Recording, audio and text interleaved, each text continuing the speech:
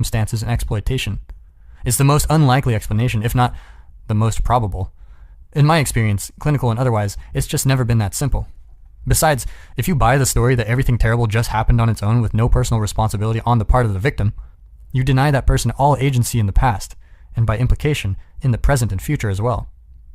In this manner, you strip him or her of all power. It is far more likely that a given individual has just decided to reject the path upward because of its difficulty.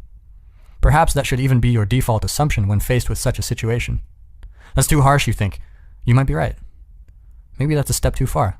But consider this. Failure is easy to understand. No explanation for its existence is required. In the same manner, fear, hatred, addiction, promiscuity, betrayal, and deception require no explanation. It's not the existence of vice or the indulgence in it that requires explanation. Vice is easy. Failure is easy too. It's easier not to shoulder a burden. It's easier not to think, and not to do, and not to care. It's easier to put off until tomorrow what needs to be done today, and drown the upcoming months and years in today's cheap pleasures. As the infamous father of the Simpson clan puts it, immediately prior to drowning a jar of mayonnaise in vodka, "That's a problem for future Homer. Man, I don't envy that guy." How do I know that your suffering is not the demand of a martyrdom for my resources, so that you can oh so momentarily stave off the inevitable? Maybe you have even moved beyond caring about the impending collapse, but you don't yet want to admit it. Maybe my help won't rectify anything, can't rectify anything, but it does keep that too terrible, too personal realization temporarily at bay. Maybe your misery is a demand placed on me, so that I fail too, so that the gap you so painfully feel between us can be reduced, while you degenerate and sink. How do I know that you would refuse to play such a game? How do I know that I am not myself merely pretending to be responsible while pointlessly helping you, so that I don't have to do something truly difficult and genuinely possible? Maybe your misery is the weapon you brandish in your hatred for those who rose upward while you waited and sank. Maybe your misery is your attempt to prove the world's injustice, instead of the evidence of your own sin, your own missing of the mark, your conscious refusal to strive and to live. Maybe your willingness to suffer in failure is inexhaustible, given what you use that suffering to prove. Maybe it's your revenge on being. How exactly should I befriend you when you're in such a place? How exactly could I? Success, that's the mystery. Virtue, that's what's inexplicable. To fail, you merely have to cultivate a few bad habits. You just have to bide your time. And once someone has spent enough time cultivating bad habits and biding their time, they're much diminished. Much of what they could have been has dissipated, and much of the less that they have become is now real. Things fall apart of their own accord, but the sins of men speed their degeneration. And then comes the flood. I'm not saying that there's no hope of redemption, but it is much harder to extract someone from a chasm than to lift him from a ditch. And some chasms are very deep, and there's not much left of the body at the bottom. Maybe I should at least wait to help you until it's clear that you want to be helped. Carl Rogers, the famous humanistic psychologist, believed it was impossible to start a therapeutic relationship if the person seeking help did not want to improve. Rogers believed it was impossible to convince someone to change for the better. The desire to improve was, instead, the precondition for progress. I've had court-mandated psychotherapy clients. They did not want my help. They were forced to seek it. It did not work. It was a travesty. If I stay in an unhealthy relationship with you, perhaps it's because I'm too weak-willed and indecisive to leave. But I don't want to know it. Thus, I continue helping you and console myself with my pointless martyrdom. Maybe I can then conclude about myself, someone that self-sacrificing, that willing to help someone, that has to be a good person. Not so. It might just be a person trying to look good pretending to solve what appears to be a difficult problem instead of actually being good and addressing something real. Maybe instead of continuing our friendship, I should just go off somewhere, get my act together, and lead by example. And none of this is a justification for abandoning those in real need to pursue your narrow, blind ambition in case it has to be said. A reciprocal arrangement. Here's something to consider. If you have a friend whose friendship you wouldn't recommend to your sister or your father or your son, why would you have such a friend for yourself? You might say, out of loyalty? Well, loyalty is not identical to stupidity. Loyalty must be negotiated fairly and honestly. Friendship is a reciprocal arrangement. You are not morally obliged to support someone who is making the world a worse place. Quite the opposite. You should choose people who want things to be better, not worse. It's a good thing, not a selfish thing, to choose people who are good for you. It's appropriate and praiseworthy to associate with people whose lives would be improved if they saw your life improve. If you surround yourself with people who support your upward aim, they will not tolerate your cynicism and destructiveness. They will instead encourage you when you do good for yourself and others, and punish you carefully when you do not. This will help you bolster your resolve to do what you should do in the most appropriate and careful manner. People who are not aiming up will do the opposite. They will offer a former smoker a cigarette and a former alcoholic a beer. They will become jealous when you succeed or do something pristine. They will withdraw their presence or support or actively punish you for it. They will override your accomplishment with a past action, real or imaginary, of their own. Maybe they are trying to test you, to see if your resolve is real, to see if you are genuine. But mostly, they are dragging you down because your new improvements cast their faults in an even dimmer light. It is for this reason that every good example is a fateful challenge and every hero a judge. Michelangelo's great perfect marble David cries out to its observer, "You could be more than you are." When you dare aspire upward, you reveal the inadequacy of the present and the promise of the future. Then you disturb others in the depths of their souls where they understand that their cynicism and immobility are unjustifiable. You play Abel to their Cain. You remind them that they ceased caring not because of life's horrors, which are undeniable, but because they do not want to lift the world up onto their shoulders where it belongs. Don't think that it is easier to surround yourself with good, healthy people than with bad, unhealthy people. It's not. A good, healthy person is an ideal. It requires strength and daring to stand up near such a person. Have some humility, have some courage. Use your judgment and protect yourself from too uncritical compassion and pity. Make friends with people who want the best for you.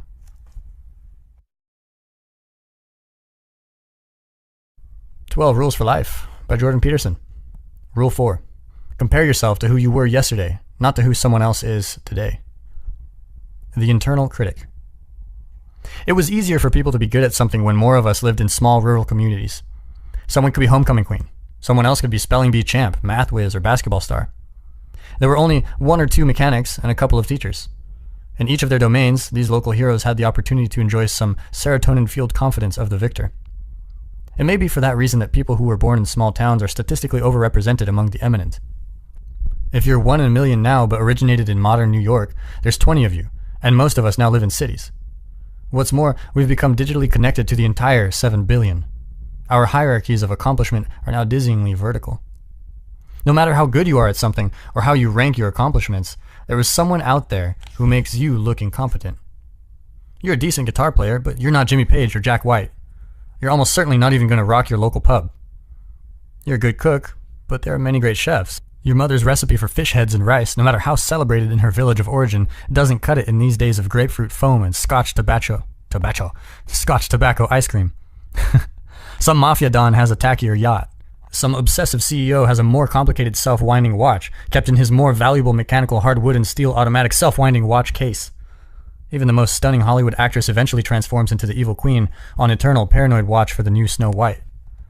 And you? Your career is boring and pointless. Your housekeeping skills are second-rate. Your taste is appalling. You're fatter than your friends, and everyone dreads your parties. Who cares if you're Prime Minister of Canada when someone else is the President of the United States? Inside us dwells a critical internal voice and spirit that knows all this. It's predisposed to make its noisy case. It condemns our mediocre efforts.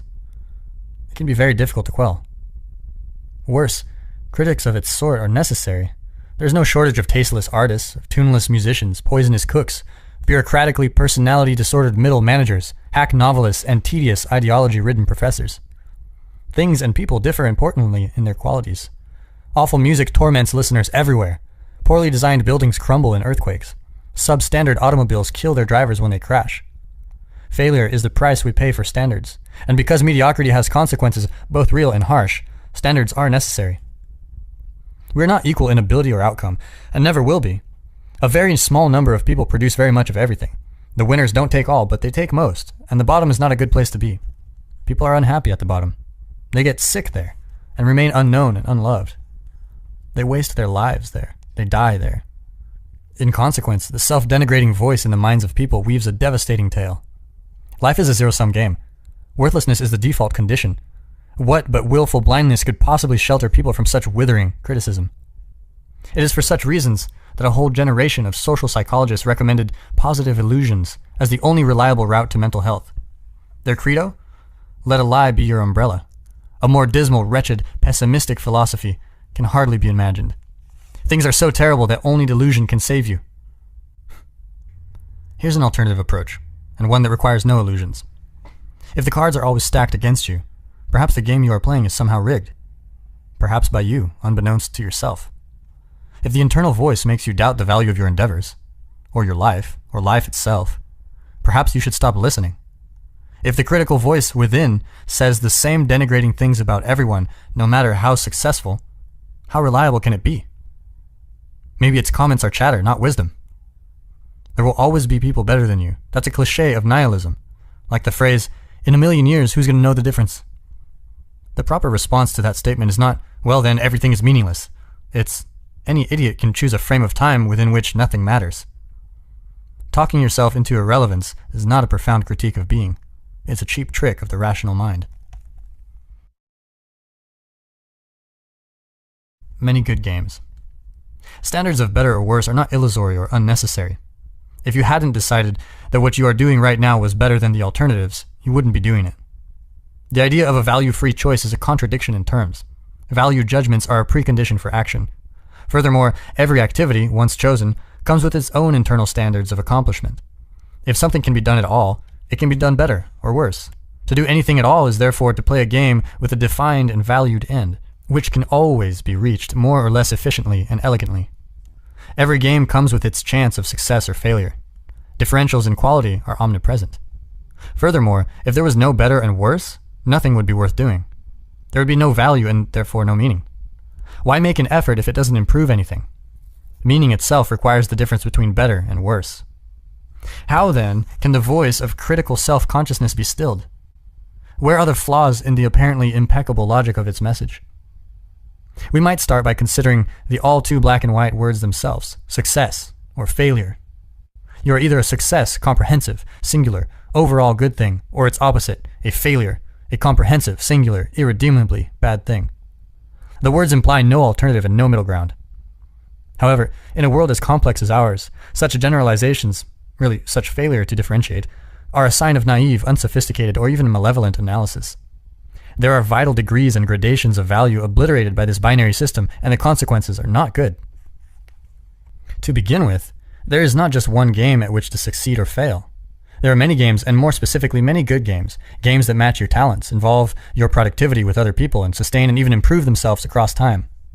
Lawyer is a good game. So is plumber, physician, carpenter, or school teacher. The world allows for many ways of being. If you don't succeed at one, you can try another. You can pick something better matched to your unique mix of strengths, weaknesses, and situation. Furthermore, if changing games does not work, you can invent a new one. I recently watched a talent show featuring a mime who taped his mouth shut and did something ridiculous with oven mitts. That was unexpected. That was original. It seemed to be working for him. It's also unlikely that you're playing only one game. You have a career and friends and family members and personal projects and artistic endeavors and athletic pursuits. You might consider judging your success across all of the games you play. Imagine that you are very good at some, middling at others, and terrible at the remainder. Perhaps that's how it should be. You might object. I should be winning at everything. But winning at everything might only mean that you're not doing anything new or difficult. You might be winning, but you're not growing. And growing might be the most important form of winning. Should victory in the present always take precedence over trajectory across time? Finally, you might come to realize that the specifics of the many games you are playing are so unique to you, so individual, that comparison to others is simply inappropriate. Perhaps you are overvaluing what you don't have and undervaluing what you do. There's some real utility in gratitude. It's also good protection against the dangers of victimhood and resentment. Your colleague outperforms you at work. His wife, however, is having an affair, while your marriage is stable and happy. Who has it better? The celebrity you admire is a chronic drunk driver and bigot. Is his life truly preferable to yours? When the internal critic puts you down using such comparisons, here's how it operates. First, it selects a single arbitrary domain of comparison, fame, maybe, or power. Then it acts as if that domain is the only one that is relevant. Then it contrasts you unfavorably with someone truly stellar within that domain. It can take that final step even further, using the unbridgeable gap between you and its target of comparison as evidence for the fundamental injustice of life. That way, your motivation to do anything at all can be most effectively undermined. Those who accept such an approach to self-evaluation certainly can't be accused of making things too easy for themselves. But it's just as big a problem to make things too difficult. When we are very young, we are neither individual nor informed. We have not had the time nor gained the wisdom to develop our own standards. In consequence, we must compare ourselves to others because standards are necessary. Without them, there is nowhere to go and nothing to do. As we mature, we become, by contrast, increasingly individual and unique. The conditions of our lives become more and more personal and less comparable with those of others. Symbolically speaking, this means we must leave the house ruled by our Father and confront the chaos of our individual being. We must take note of our disarray, without completely abandoning that Father in the process. We must then rediscover the values of our culture, veiled from us by our ignorance, hidden in the dusty treasure trove of the past, rescue them and integrate them into our own lives. This is what gives existence its full and necessary meaning. Who are you? You think you know, but maybe you don't. You are, for example, neither your own master nor your own slave. You cannot easily tell yourself what to do and compel your own obedience, any more than you can easily tell your husband, wife, son, or daughter what to do and compel theirs. You are interested in some things and not in others. You can shape that interest, but there are limits. Some activities will engage you and others simply will not. You have a nature. You can play the tyrant to it, but you will certainly rebel. How hard can you force yourself to work and sustain your desire to work? How much can you sacrifice to your partner before generosity turns to resentment? What is it that you actually love? What is it that you genuinely want? Before you can articulate your own standards of value, you must see yourself as a stranger, and then you must get to know yourself. What do you find valuable or pleasurable? How much leisure, enjoyment, and reward do you require so that you feel like more than a beast of burden? How much do you treat yourself so you won't kick over the traces and smash up your coral? You could force yourself through your daily grind and kick your dog in frustration when you come home. You could watch the precious days tick by. Or you could learn how to entice yourself into sustainable, productive activity. Do you ask yourself what you want? Do you negotiate fairly with yourself? Or are you a tyrant with yourself as a slave? When do you dislike your parents, your spouse, or your children, and why? What might be done about that? What do you need and want from your friends and your business partners? This is not a mere matter of what you should want. I'm not talking about what other people require from you or your duties to them. I'm talking about determining the nature of your moral obligation to yourself. Should might enter into it, because you are nested within a network of social obligations. Should is your responsibility, and you should live up to it. But this does not mean you must take the role of lapdog, obedient and harmless. That's how a dictator wants his slaves. Dare instead to be dangerous. Dare to be truthful.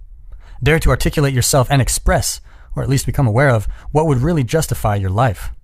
If you allowed your dark and unspoken desires for your partner, for example, to manifest themselves, if you were even willing to consider them, you might discover that they were not so dark given the light of day. You might discover instead that you were just afraid, and so pretending to be moral. You might find that getting what you actually desire would stop you from being tempted and straying. Are you so sure that your partner would be unhappy if more of you rose to the surface? The femme fatale and the anti-hero are sexually attractive for a reason. How do you need to be spoken to? What do you need to take from people? What are you putting up with or pretending to like from duty or obligation? Consult your resentment. It's a revelatory emotion for all its pathology. It's part of an evil triad: arrogance, deceit, and resentment. Nothing causes more harm than this underworld trinity. But resentment always means one of two things. Either the resentful person is immature, in which case he or she should shut up, quit whining, and get on with it, or there is tyranny afoot, in which case the person subjugated has a moral obligation to speak up. Why? Because the consequence of remaining silent is worse. Of course, it's easier in the moment to stay silent and avoid conflict, but in the long term, that's deadly. When you have something to say, silence is a lie, and tyranny feeds on lies. When should you push back against oppression despite the danger? When you start nursing secret fantasies of revenge, when your life is being poisoned and your imagination fills with the wish to devour and destroy. I had a client decades ago who suffered from severe obsessive-compulsive disorder. He had to line up his pajamas just right before he could go to sleep at night. Then he had to fluff his pillow. Then he had to adjust his bed sheets. Over and over and over and over. I said, maybe that part of you, that insanely persistent part, wants something, inarticulate though it may be. Let it have its way. What could it be? He said, control. I said, close your eyes and let it tell you what it wants. Don't let fear stop you. You don't have to act it out just because you're thinking it. He said, it wants me to take my stepfather by the collar, put him up against the door, and shake him like a rat. Maybe it was time to shake someone like a rat, although I suggested something a bit less primal. But God only knows what battles must be fought forthrightly, voluntarily on the road to peace. What do you do to avoid conflict, necessary though it may be? What are you inclined to lie about, assuming the truth might be intolerable? What do you fake? The infant is dependent on his parents for almost everything he needs. The child, the successful child, can leave his parents, at least temporarily, and make friends. He gives up a little of himself to do that, but gains much in return. The successful adolescent must take that process to its logical conclusion. He has to leave his parents and become like everyone else. He has to integrate with a group so he can transcend his childhood dependency. Once integrated, the successful adult then must learn how to be just the right amount of different from everyone else. Be cautious when you're comparing yourself to others. You're a singular being once you're an adult. You have your own particular, specific problems, financial and intimate, psychological and otherwise. Those are embedded in the unique, broader context of your existence. Your career or job works for you in a personal matter, or it does not, and it does so in a unique interplay with the other specifics of your life. You must decide how much of your time to spend on this, and how much on that. You must decide what to let go and what to pursue. The point of our eyes, or take stock. Our eyes are always pointing at things we are interested in approaching, or investigating, or looking for, or having. We must see, but to see we must aim, so we are always aiming. Our minds are built on the hunting and gathering platforms of our bodies. To hunt is to specify a target, track it, and throw at it. To gather is to specify and to grasp. We fling stones and spears and boomerangs. We toss balls through hoops and hit pucks into nets, and curl carved granite rocks down the ice onto horizontal bullseyes. We launch projectiles at targets with bows, guns, rifles, and rockets. We hurl insults, launch plans, and pitch ideas. We succeed when we score a goal or hit a target.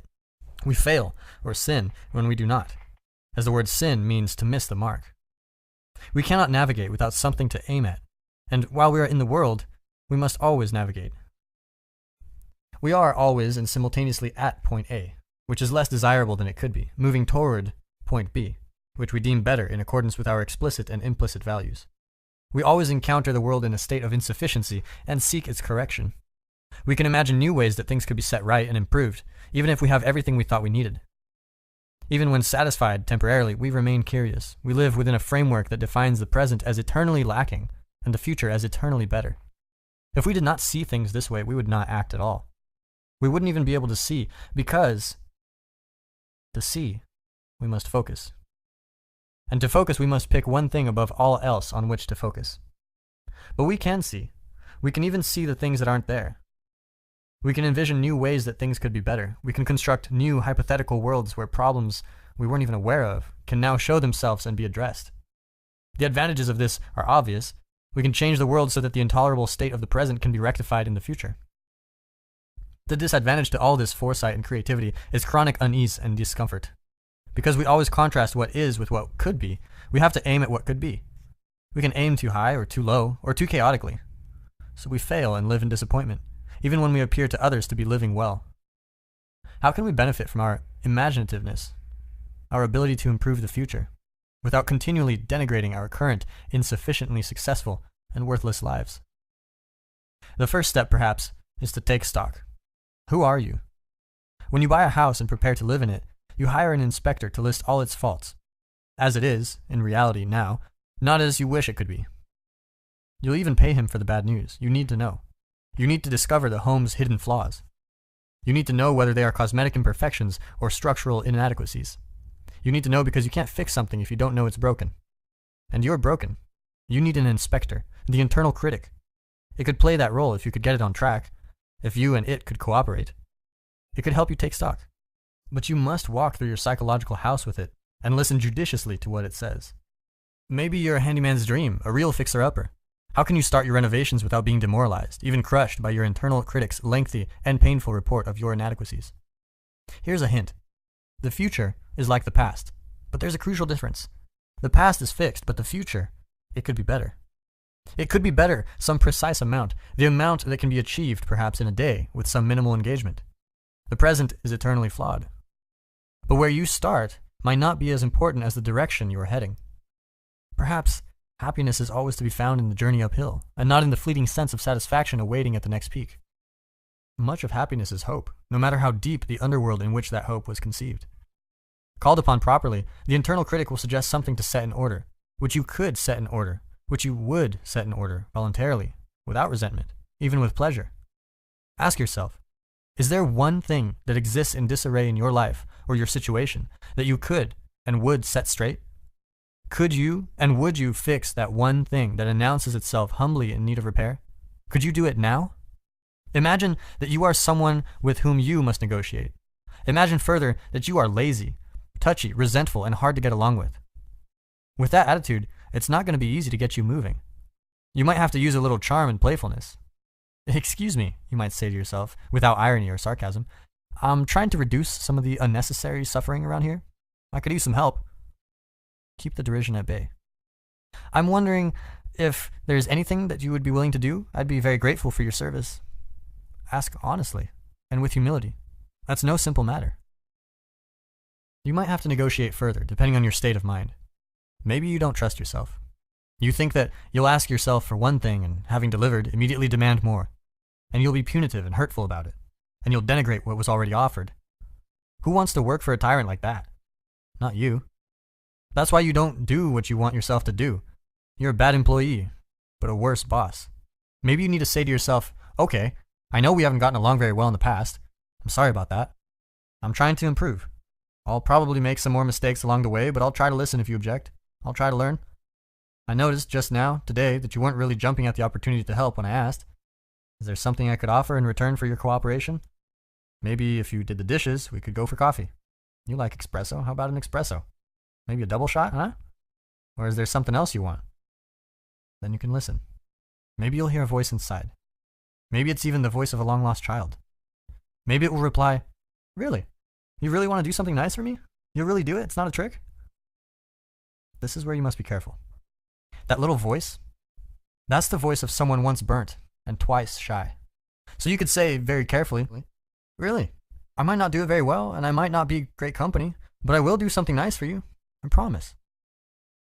A little careful kindness goes a long way, and judicious reward is a powerful motivator. Then you could take that small bit of yourself by the hand and do the damn dishes. And then you better not go clean the bathroom and forget about the coffee or the movie or the beer, or it will be even harder to call those forgotten parts of yourself forth from the nooks and crannies of the underworld. You might ask yourself, what could I say to someone else, my friend, my brother, my boss, my assistant, that would set things a bit more right between us tomorrow? What bit of chaos might I eradicate at home, on my desk, in my kitchen, tonight, so that the stage could be set for a better play? What snakes might I banish from my closet and my mind? 500 small decisions, 500 tiny actions compose your day. Today and every day. Could you aim one or two of these at a better result? Better in your own private opinion, by your own individual standards. Could you compare your specific personal tomorrow with your specific personal yesterday?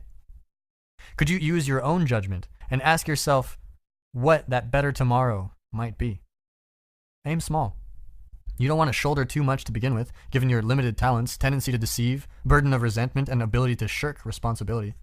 Thus, you set forward the following goal. By the end of the day, I want things in my life to be a tiny bit better than they were this morning. Then you ask yourself, what could I do that I would do that would accomplish that? And what small thing would I like as a reward? Then you do what you've decided to do, even if you do it badly.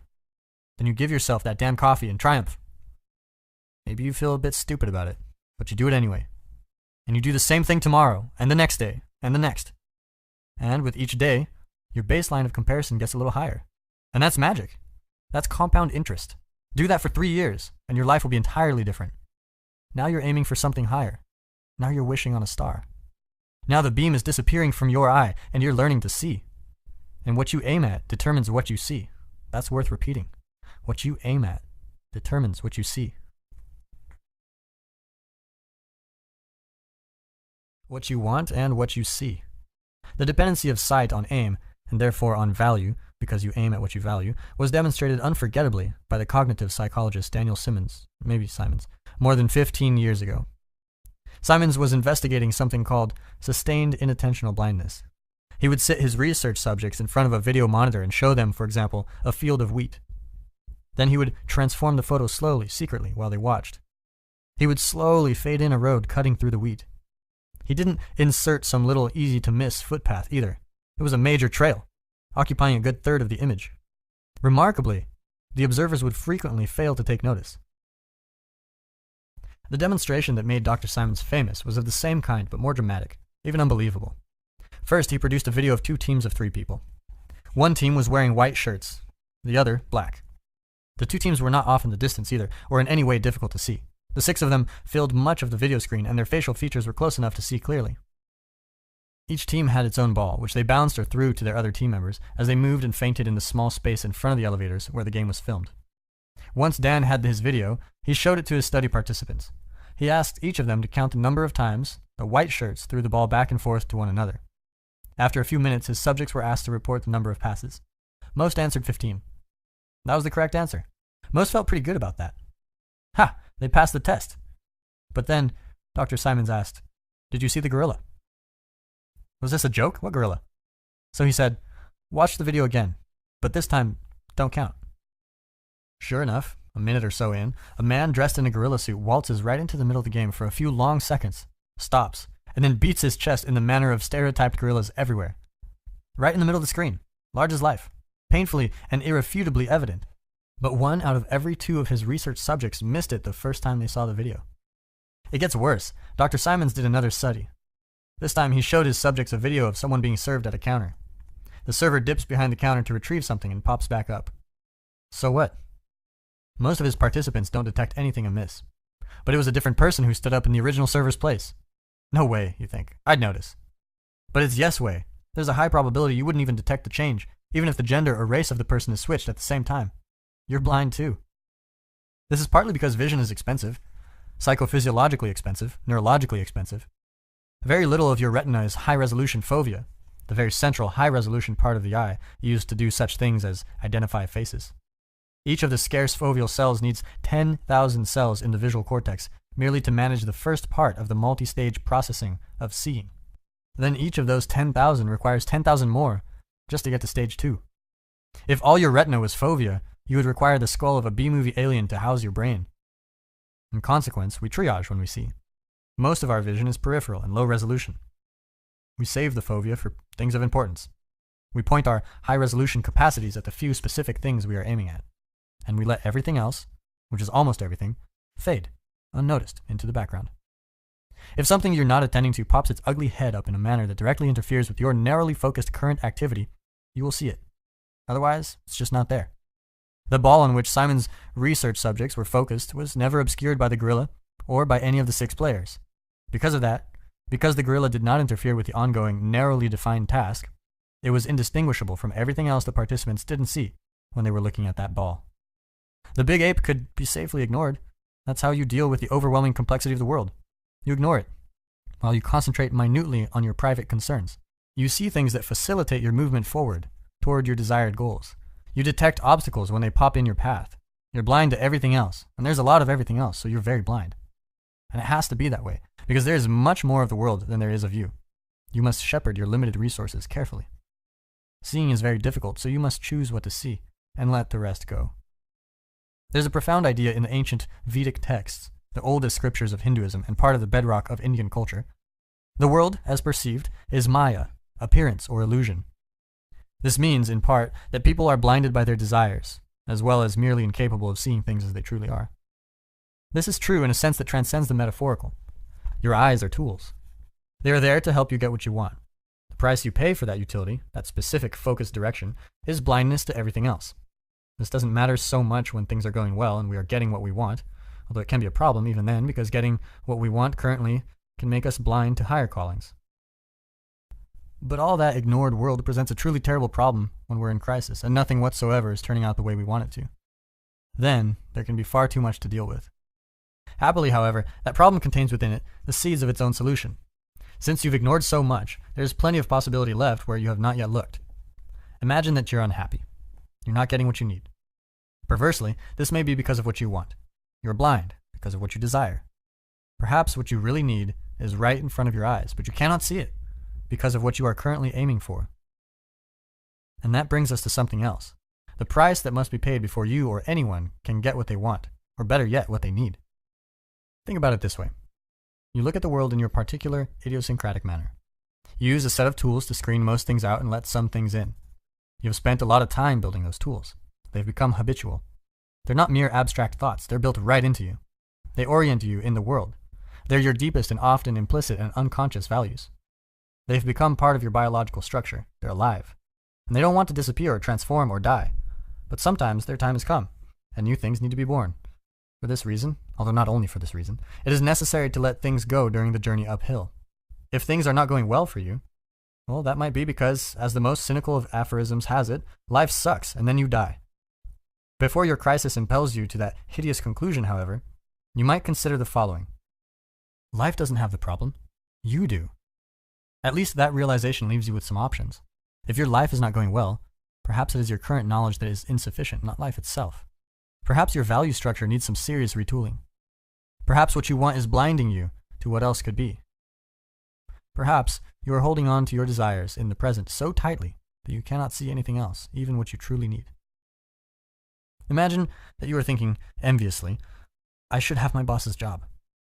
If your boss sticks to his post stubbornly and competently, thoughts like that will lead you into a state of irritation, unhappiness, and disgust.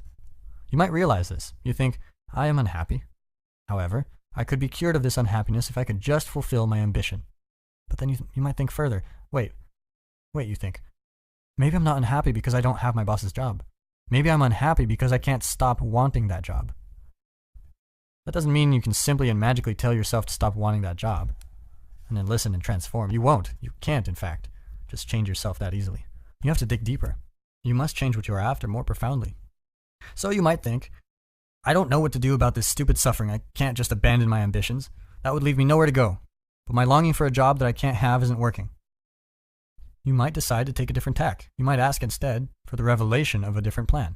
One that would fulfill your desires and gratify your ambitions in a real sense, but that would remove from your life the bitterness and resentment from which you are currently affected. You might think, I will make a different plan. I will try to want whatever it is that would make my life better, whatever that might be, and I will start working on it now. If that turns out to mean something other than chasing my boss's job, I will accept that and I will move forward. Now you're on a whole different kind of trajectory. Before, what was right, desirable, and worthy of pursuit was something narrow and concrete. But you became stuck there, tightly jammed and unhappy. So you let go. You make the necessary sacrifice and allow a whole new world of possibility, hidden from you because of your previous ambition, to reveal itself. And there's a lot there. What would your life look like if it were better? What would life itself look like? What does better even mean? You don't know. And it doesn't matter that you don't know exactly right away, because you will start to slowly see what is better once you have truly decided to want it. You will start to perceive what remained hidden from you by your presuppositions and preconceptions, by the previous mechanisms of your vision. You will begin to learn. This will only work, however, if you genuinely want your life to improve. You can't fool your implicit perceptual structures, not even a bit. They aim where you point them. To retool, to take stock, to aim somewhere better, you might have to think it through, bottom to top. You have to scour your psyche. You have to clean the damn thing up. And you must be cautious because making your life better means adopting a lot of responsibility. And that takes more effort and care than living stupidly in pain and remaining arrogant, deceitful, and resentful. What if it was the case that the world revealed whatever goodness it contains in precise proportion to your desire for the best? What if the more your conception of the best has been elevated, expanded, and rendered sophisticated, the more possibility and benefit you could perceive? This doesn't mean that you can have what you want merely by wishing it, or that everything is interpretation, or that there is no reality. The world is still there, with its structures and limits. As you move along with it, it cooperates or objects. But you can dance with it if your aim is to dance, and maybe you can even lead if you have enough skill and enough grace. This is not theology. It's not mysticism. It's empirical knowledge. There is nothing magical here, or nothing more than the already present magic of consciousness. We only see what we aim at. The rest of the world, and that's most of it, is hidden. If we start aiming at something different, something like, I want my life to be better, our minds will start presenting us with new information derived from the previously hidden world to aid us in that pursuit.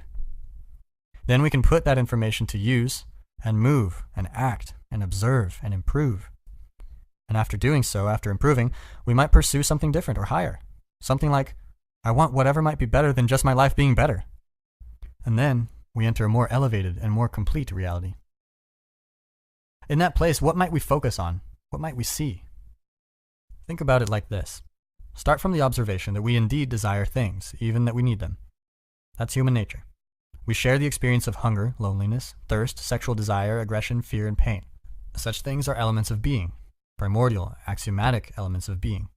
But we must sort and organize these primordial desires because the world is a complex and obstinately real place. We can't just get the one particular thing we especially just want now, along with everything else we usually want, because our desires can produce conflict with our other desires, as well as with other people and with the world. Thus, we must become conscious of our desires, and articulate them and prioritize them, and arrange them into hierarchies. That makes them sophisticated. That makes them work with each other, and with the desires of other people and with the world. It is in that manner that our desires elevate themselves. It is in that manner that they organize themselves into values and become moral. Our values, our morality, they're indicators of our sophistication. The philosophical study of morality, of right and wrong, is ethics. Such study can render us more sophisticated in our choices. Even older and deeper than ethics, however, is religion. Religion concerns itself not with mere right and wrong, but with good and evil themselves, with the archetypes of right and wrong. Religion concerns itself with domain of value, ultimate value. That is not the scientific domain. It is not the territory of empirical description. The people who wrote and edited the Bible, for example, weren't scientists. They couldn't have been scientists even if they had wanted to be. The viewpoints, methods, and practices of science hadn't been formulated when the Bible was written. Religion is instead about proper behavior. It's about what Plato called the good. A genuine religious acolyte isn't trying to formulate accurate ideas about the objective nature of the world, although he may be trying to do that too. He's striving instead to be a good person. It may be the case that to him good means nothing but obedient, even blindly obedient. Hence the classical liberal Western Enlightenment objection to religious belief. Obedience is not enough. But it's at least a start, and we have forgotten this. You cannot aim yourself at anything if you are completely undisciplined and untutored. You will not know what to target, and you won't fly straight even if you somehow get your aim right. And then you will conclude, there's nothing to aim for, and then you will be lost. It is therefore necessary and desirable for religions to have a dogmatic element. What good is a value system that does not provide a stable structure? What good is a value system that does not point the way to higher order? And what good can you possibly be if you cannot or do not internalize that structure or accept that order, not as a final destination necessarily, but at least as a starting point? Without that, you're nothing but an adult 2-year-old, without the charm or the potential. That's not to say it again, that obedience is sufficient, but a person capable of obedience, let's say instead a properly disciplined person, is at least a well-forged tool. At least that. And that's not nothing. Of course, there must be vision beyond discipline, beyond dogma. A tool still needs a purpose. It is for such reasons that Christ said in the Gospel of Thomas, "The kingdom of the Father is spread out upon the earth, but men do not see it." Does that mean that what we see is dependent on our religious beliefs? Yes, and what we don't see as well. You might object, but I'm an atheist. No, you're not. And if you want to understand this, you could read Dostoevsky's Crime and Punishment, perhaps the greatest novel ever written, in which the main character, Raskolnikov, decides to take his atheism with true seriousness, commits what he has rationalized as a benevolent murder, and pays the price. You're simply not an atheist in your actions, and it is your actions that most accurately reflect your deepest beliefs. Those that are implicit, embedded in your being, underneath your conscious apprehensions and articulable attitudes and surface-level self-knowledge. You can only find out what you actually believe, rather than what you think you believe, by watching how you act. You simply don't know what you believe before that. You are too complex to understand yourself. It takes careful observation and education and reflection and communication with others just to scratch the surface of your beliefs. Everything you value is a product of unimaginably lengthy developmental process, personal, cultural, and biological. You don't understand how what you want, and therefore what you see, is conditioned by the immense, abysmal, profound past. You simply don't understand how every neural circuit through which you peer at the world has been shaped, and painfully, by the ethical aims of millions of years of human ancestors, and all of the life that was lived for the billions of years before that. You don't understand anything. You didn't even know that you were blind. Some of our knowledge of our beliefs has been documented.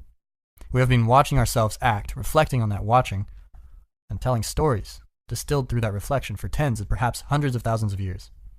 That is all part of our attempts, individual and collective, to discover and articulate what it is that we believe. Part of the knowledge so generated is what is encapsulated in the fundamental teachings of our cultures, in ancient writings such as the Tao Te Ching, or the aforementioned Vedic scriptures, or the biblical stories. The Bible is, for better or worse, the foundational document of Western civilization, of Western values, Western morality, and Western conceptions of good and evil. It's the product of processes that remain fundamentally beyond our comprehension. The Bible is a library composed of many books, each written and edited by many people. It's a truly emergent document, a selected, sequenced, and finally coherent story written by no one and everyone over many thousands of years. The Bible has been thrown up out of the deep by the collective human imagination, which is itself a product of unimaginable forces operating over unfathomable spans of time. Its careful, respectful study can reveal things to us about what we believe, about how we do and should act, that can be discovered in almost no other manner.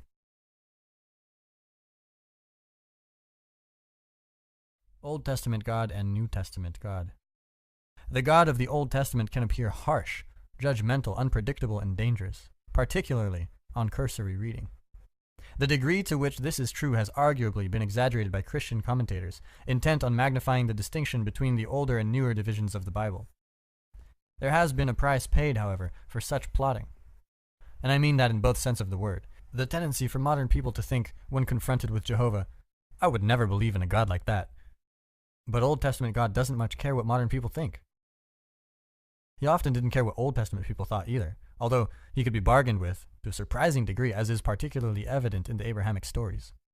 Nonetheless, when his people strayed from the path, when they disobeyed his injunctions, violated his covenants, and broke his commandments, trouble was certain to follow. If you did not do what Old Testament God demanded, whatever that might have been and however you might have tried to hide from it, you and your children and your children's children were in terrible, serious trouble. It was realists who created or noticed Old Testament God. When the denizens of those ancient societies wandered carelessly down the wrong path, they ended up enslaved and miserable, sometimes for centuries, when they were not obliterated completely. Was that reasonable? Was that just? Was that fair? The authors of the Old Testament asked such questions with extreme caution and under very limited conditions. They assumed instead that the Creator of being knew what he was doing, that all power was essentially with him, and that his dictates should be carefully followed. They were wise. He was a force of nature. Is a hungry lion reasonable, fair, or just? What kind of nonsensical question is that?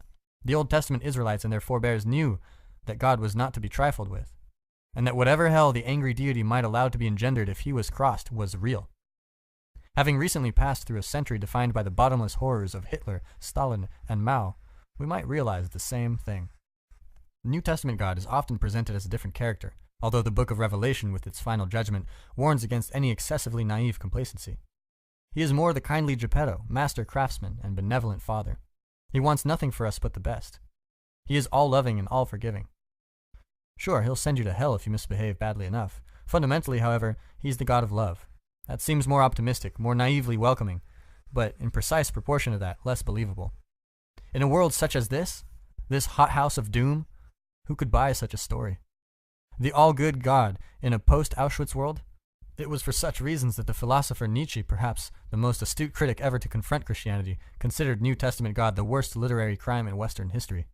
In Beyond Good and Evil, he wrote, In the Jewish Old Testament, the book of divine justice, there are men, things, and speeches on such a grand style that Greek and Indian literature has nothing to compare with it. One stands with fear and reverence before those stupendous remains of what man was formerly, and has sad thoughts about old Asia and its little outpushed peninsula, Europe. To have bound up in this New Testament a kind of rococo of taste in every respect, along with the Old Testament into one book as the Bible, as the book in itself, is perhaps the greatest audacity and sin against the spirit which literary Europe has on its conscience. Who but the most naive among us could posit that such an all-God, merciful being ruled this so terrible world? But something that seems incomprehensible to someone unseeing might be perfectly evident to someone who has opened his eyes. Let's return to the situation where your aim is being determined by something petty, your aforementioned envy of your boss. Because of that envy, the world you inhabit reveals itself as a place of bitterness, disappointment, and spite. Imagine that you come to notice and contemplate and reconsider your unhappiness. Further, you determine to accept responsibility for it and dare to posit that it might be something at least partly under your control. You crack open one eye for a moment and look. You ask for something better. You sacrifice your pettiness, repent of your envy, and open your heart. Instead of cursing the darkness, you let in a little light. You decide to aim for a better life instead of a better office. But you don't stop there. You realize that it's a mistake to aim for a better life if it comes at the cost of worsening someone else's. So you get creative. You decide to play a more difficult game. You decide that you want a better life in a manner that will also make the life of your family better, or the life of your family and your friends, or the life of your family and your friends and the strangers who surround them. And what about your enemies? Do you want to include them too? You bloody well don't know how to manage that, but you've read some history. You know how enmity compounds. So, you start to wish even your enemies well, at least in principle, although you are by no means yet a master of such sentiments. And the direction of your sight changes. You see past the limitations that hemmed you in unknowingly.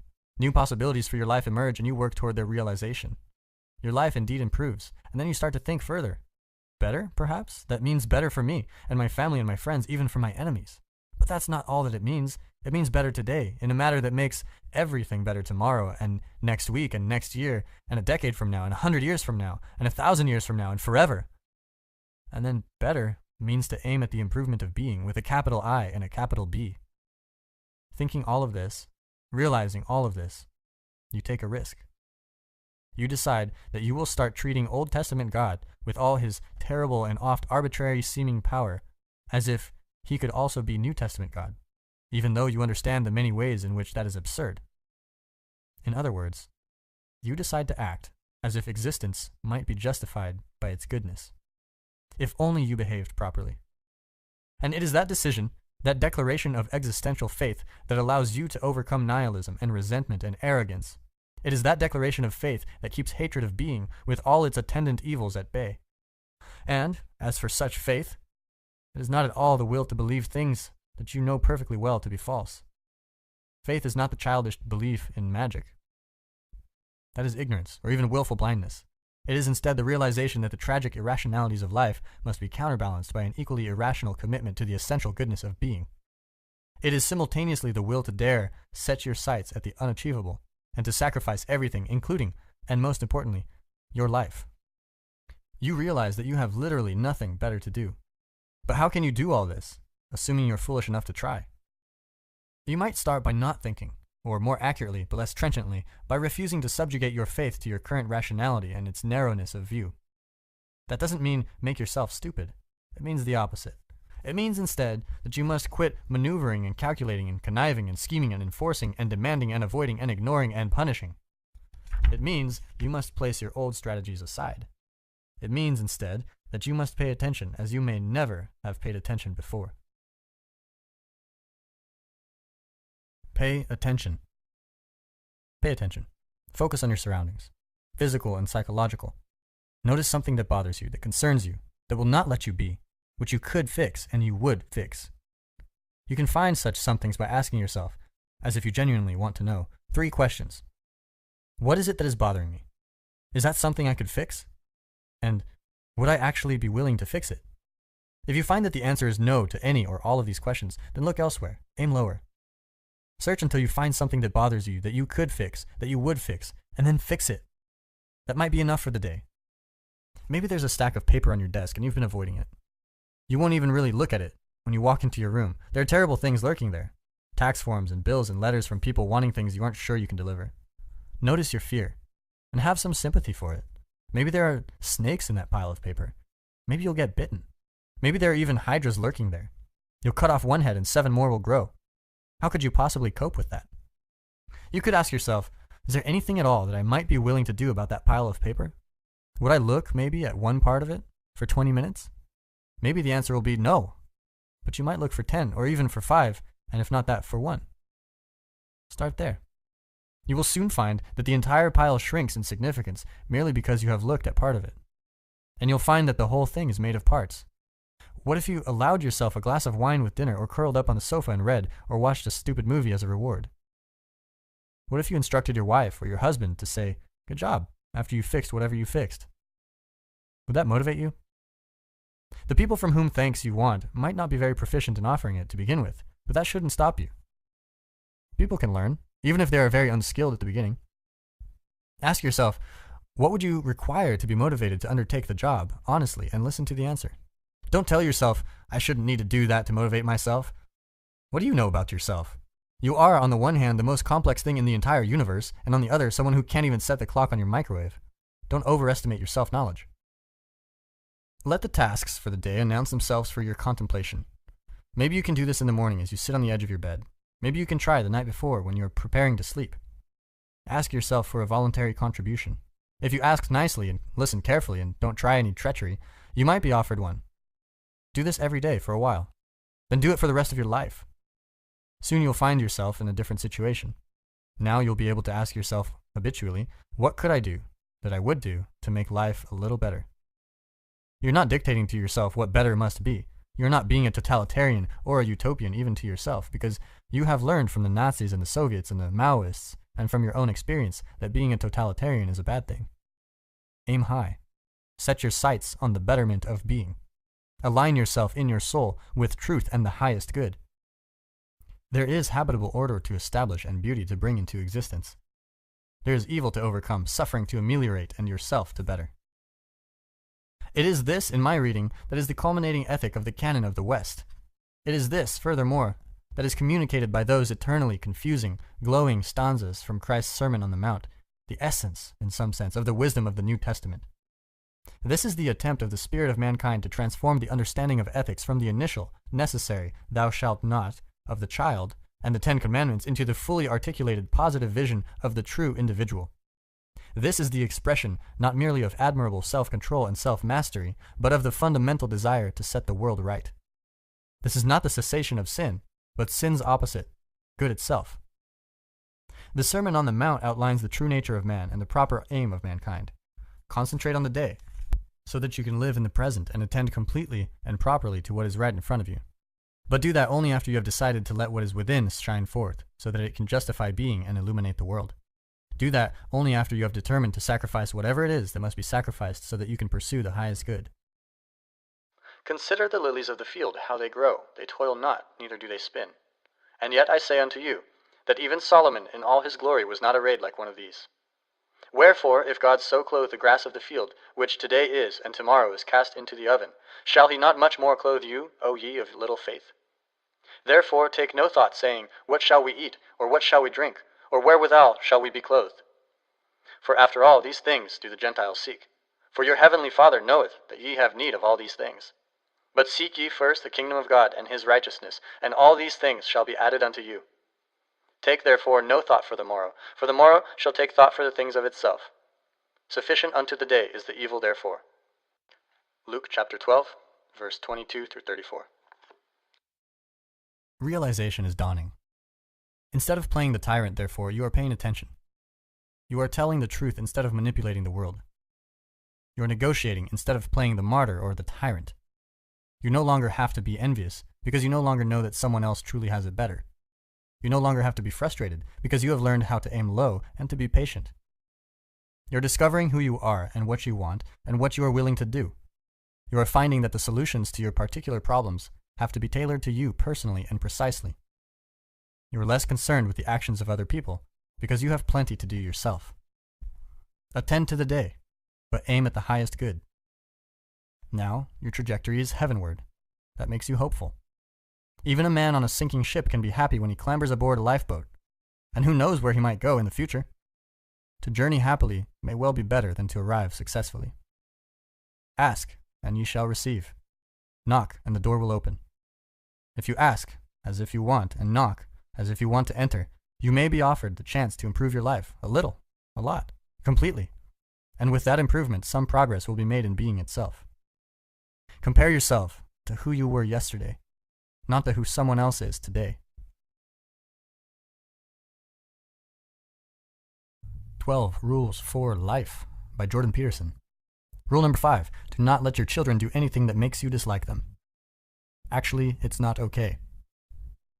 Recently, I watched a 3-year-old boy trail his mother and father slowly through a crowded airport.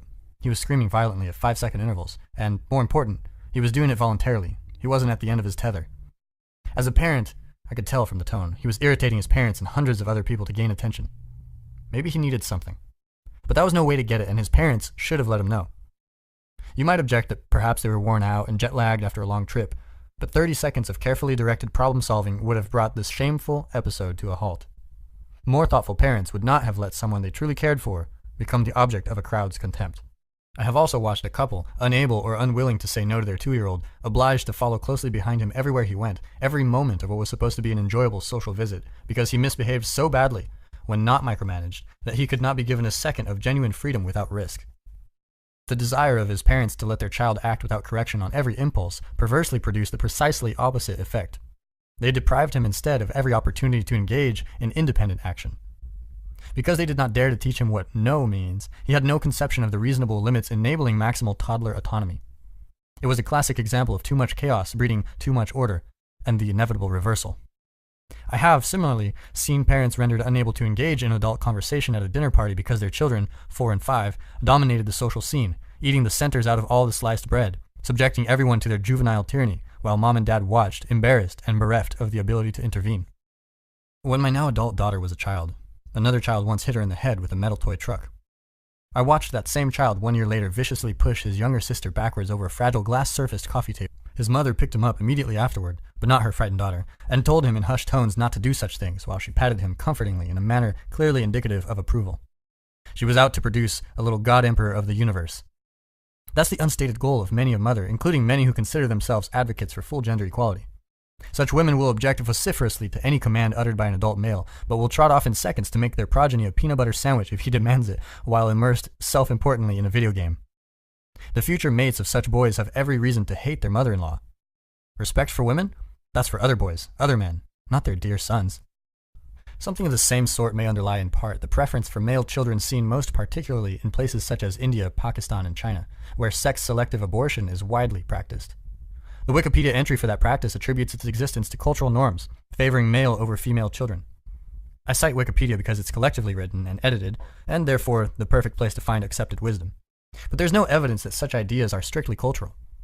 There are plausible psychobiological reasons for the evolution of such an attitude, and they're not pretty from a modern egalitarian perspective.